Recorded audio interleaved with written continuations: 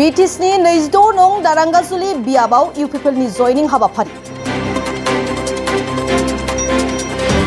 फैगौ BTC बिसायख'थिखौ नोजोर होनानै BTSनि 26 नं दारांगाजुलि बियाबाव मैया मोनाबिलि समाव तामुलपुर जिल्ला लाइमोन इउपिपिएलनि अर्गेनाइजिं सेक्रेटारि अन्जन बर'नि नखराव मोनसे जयनिं हाबाफारि जानानै थाङो। तामुलपुर जिल्ला लाइमोन इउपिपिएलनि गाहाय नेहाथारि बानेश्वर बर', दारांगाजुलि ब्लक इउपिपिएलनि आफादगिरि राफेल दैमारि, तामुलपुर जिल्ला आइजो गांखं इउपिपिएलनि लेङाइ आफादगिरि मायाबती ब्रह्म बिथांमोननि नुजाथिनायाव 100 नि बांसिन BPF दोलोनि मददगिरिफ्रा इउपिपिएल दोलोआव हाबफैदों। बे खेबाव दारांगाजुलि बियाबाव इउपिपिएल दोलोआ देरहानाया रोखा आरो BTCआव इउपिपिएल दोलोआनो हारसिङै सरकार दागोनखौ बुंथियो तामुलपुर जिल्ला इउपिपिएलनि गाहाय नेहाथारि बानेश्वर बर'आ। दारांगाजुलि समस्तिनि बेन्दोङाव थानाय 3 नं दक्षिण जे कुमरिकाटा VCDC दङ।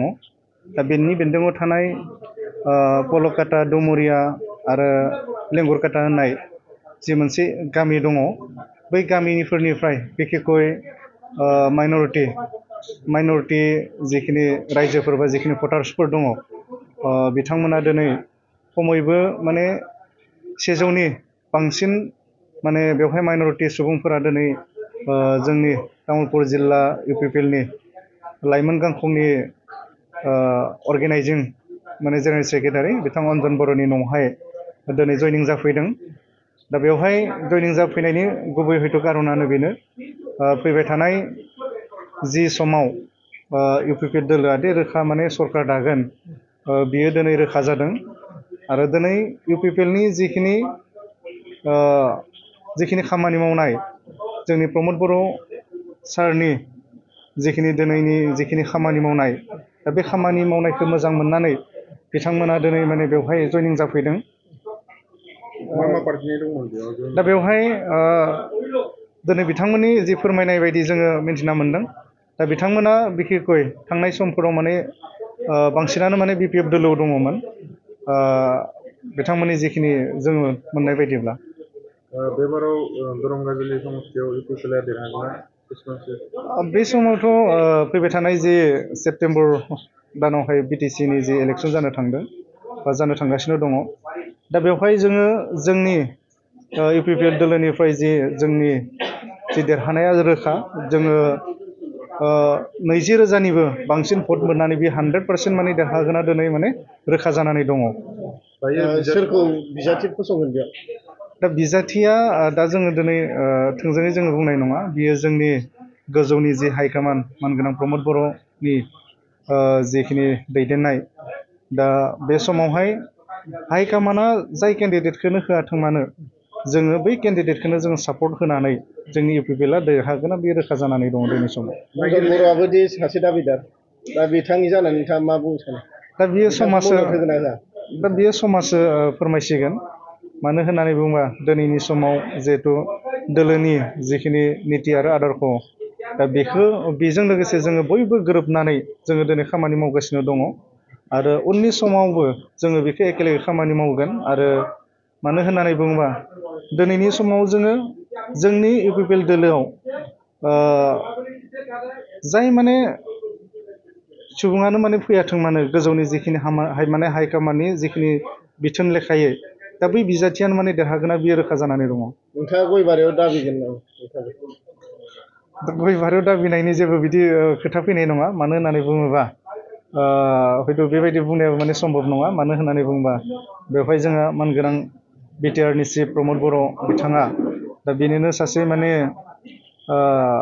दैदेनगिरि महरै बिथाङानो खामानि मावगासिनो दङ। आरो बिथांनि सायाव जोङो दिनै जेबो बुंनाय नङा।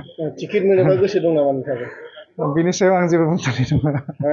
मोनबेसेसो बियाबाव देरहानानै नोंथांमोना सरकार दागोन? दा दिनैनि जोंनि जिखिनि इउपिपिएल दोलोनि दिनै जोङो नुदों इउपिपिएल दोलोआव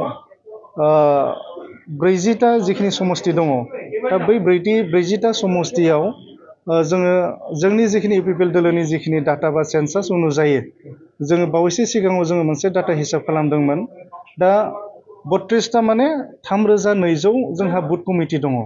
आरो बे 3,200 बुथ कमिटिया फारफ्रोमबो बिथिङाव दिनैनि तारिखाव स्ट्रं दा बे लेखायै जोङो दिनैनि तारिखाव जोङो रोखायै नुनो मोनो जोङो माने फैबाय थानाय जि बिसायख'थियाव माने 25निफ्राय 30नि माने खम जानाय नङा दा बे लेखायै जोङो हारसिङैनो माने सरकार दानाया बियो दिनै समाव रोखा जानानै दं नोंथांमोनजों बिजेपि आरो एजेपिआबो एलायन्सआव दङ नाथाय फैबाय थानाय बिसायख'थियाव गावबा गाव गेलेगोन बेयाव माबायदि माबाफोर नोंथांमोननि माबा गेलेगोन नामा दा बेवहाय जोङो मोनसे खोथाखौ जोङो बुंनांगोन थांनाय 2020 मायथाइयाव जेब्ला जोङो फार्स्ट माने इउपिपिएल हिसाबै माने इलेक्सन गेलेदोंमोन दा बेवहाय जोङो हारसिङैनो गेलेखादोंमोन दा बेनिखायनो दिनैनि समाव गभर्नमेन्टखौ दानांगौनि खाथिराव माने दिनै मा जादों एनडिए गभर्नमेन्ट हिसाबै माने ओजोंहाय माने एनडिए बा भारतआवबो माने भारत गभर्नमेन्टआवबो माने एलायन्स इउपिपिएल बेराफारसेथिं माने आसामावबो जोंनि एजिपि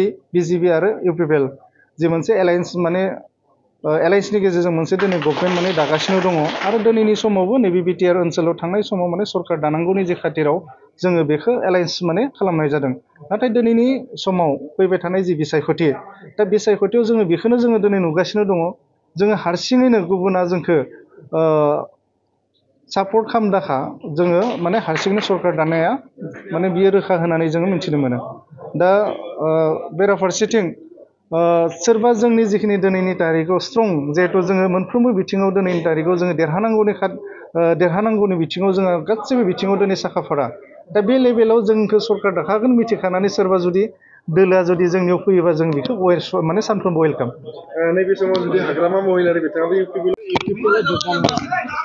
আমি একচুয়ালি ক'ব গেলে আমি আগতে কোনো দলত নাই কিন্তু আমি প্ৰমোদ বড়ো ছাৰৰ যিটো নীতি আদৰ্শ চাই আমি আজি মোটামুটি আমাৰ ডুমুৰীয়া গাঁৱৰ 50জন মান মানুহ জইনিং কৰিলোঁ মানে প্ৰমোদ বড়ো ছাৰৰ যিখিনি নীতি আদৰ্শ আৰু যিখিনি বৰ্তমান পৰিস্থিতিত চাই আমি পিপিএলত আজি জইন কৰিলোঁ আৰু আগতে যি চাইছোঁ কি বুলি কয় বিপিএফৰ দিনত 17 বছৰ যিটো শাসন কৰিছে তো আমাৰ একচুয়ালি ক'ব গেলে আমাৰ ডুমুৰীয়া গাঁৱত একো উন্নতি হোৱা নাই প্ৰমোদ বড়ো ছাৰৰ যিটো 5 বছৰত যিটো উন্নতি দেখা পাইছোঁ বহুত ভাল সেইকাৰণে আজি আমাৰ ডুমুৰীয়া গাঁৱৰ 50জন মানুহ আমি ইপিপিএলত জইন কৰিছোঁ